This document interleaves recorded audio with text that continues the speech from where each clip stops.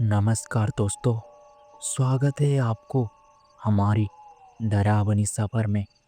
आज मैं आपको एक ऐसी गांव की कहानियां सुनाने जा रहा हूं, जिस गांव में आज भी सूरज ढलने के बाद पूरा गांव वीरान हो जाता है।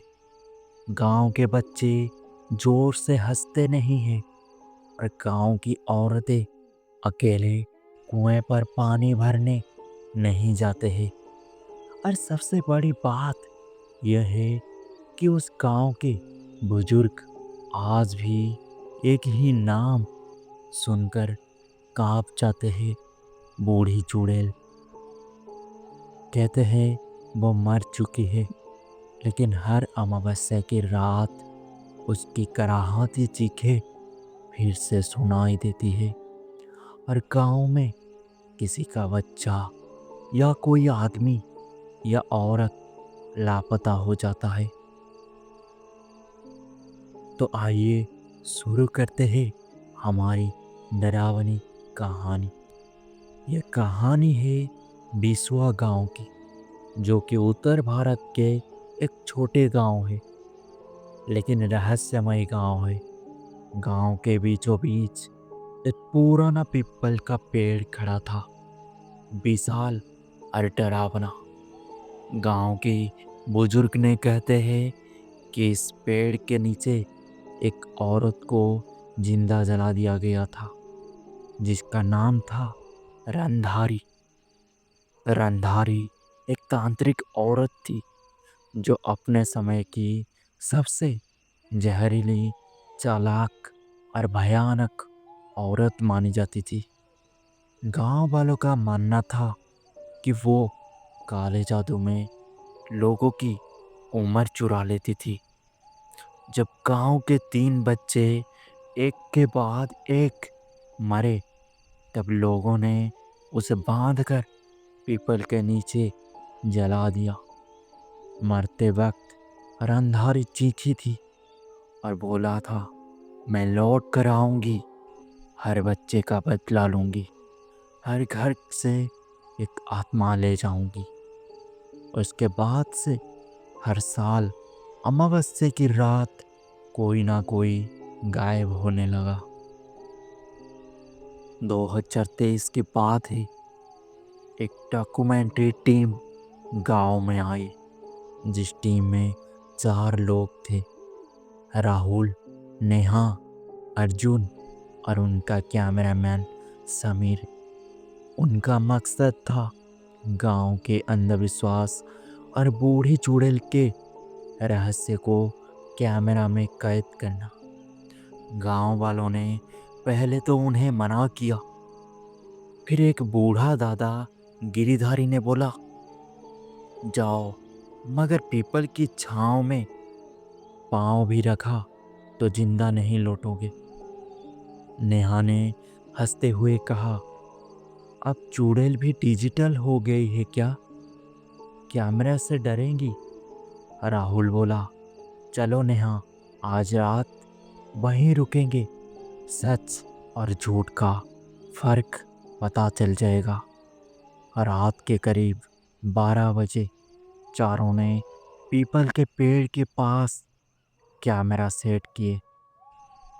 समीर ने एक कैमरा टॉप में लगाया और दूसरा पेड़ के सामने। हवा पूरी तरह शांत थी, लेकिन ठंडी थी, बहुत ही ठंडी। समीर को सबसे पहले अजीब लगने लगा और उसने बोला कि मुझे कोई देख रहा है, यहाँ कोई है। अर्जुन ने बोला, डर मत भाई, कोई नहीं है। तभी कैमरा में कुछ अजीब कैद हुआ। एक बूढ़ी औरत, झुकी हुई, सफ़ेद बाल, उल्टे पांव, धीरे धीरे कैमरा की तरफ बढ़ रही थी। नेहा यह देख के जोर से चीखी, ये क्या है? कोई एक्टिंग नहीं कर रहा है ना?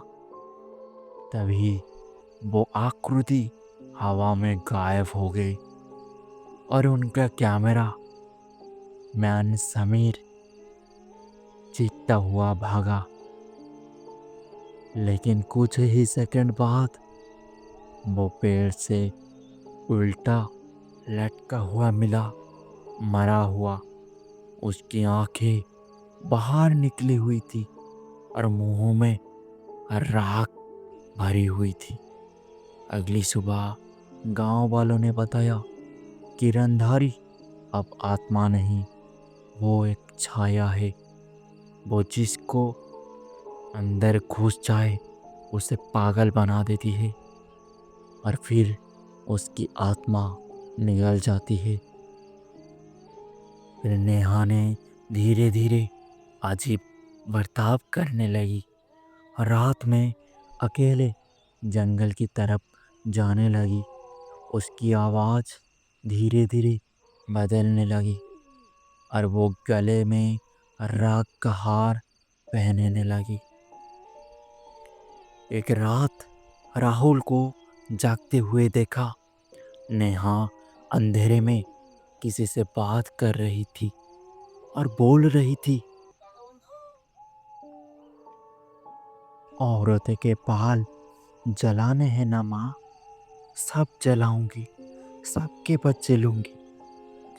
अगले दिन राहुल ने तय किया कि वो नेहा को गांव के बाहर ले जाएगी। लेकिन नेहा अब नेहा नहीं रही थी। उसमें रंधारी की आत्मा घुस चुकी थी।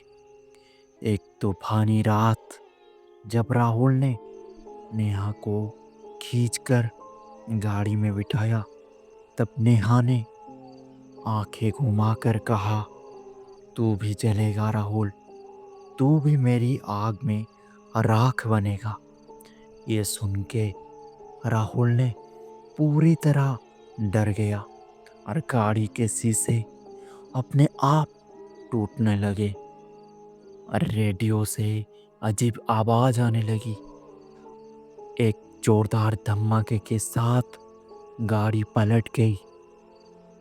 अगली सुबह सिर्फ राहुल मिला, आंधी चेतना में जलते हुए कपड़े और हाथ में नेहा का राख से सन्ना हार। कहते हैं वो गांव आज भी वही है, पीपल का पेड़ भी वही है। बस फर्क इतना है, अब वो पेड़ लोहे की जंजीरों से बांधा गया है। गांव वालों का मानना है कि बूढ़ी चुड़ैल अब भी जिंदा है, मगर अब भी वो केवल अमावस्या की नहीं, पूर्णिमा की रातों में भी दिखाई देती है। हर महीने एक नई लाश, एक नया चेहरा और एक ही दस्तखत, मुंह में राख और गले में जलता हुआ हार।